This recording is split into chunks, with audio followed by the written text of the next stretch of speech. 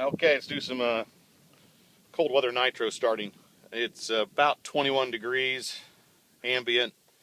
I sat in the van overnight, so I got nice and chilly internally.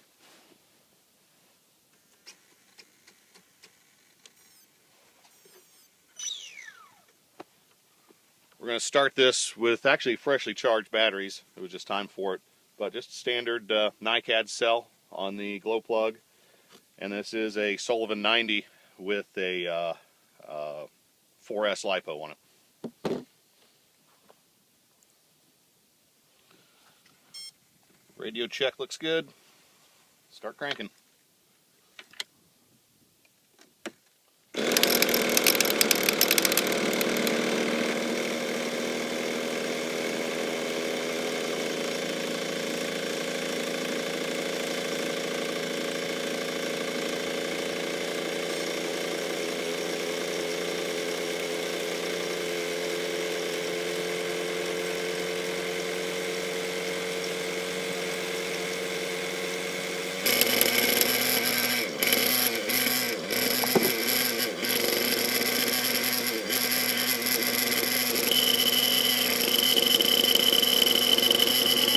There you go.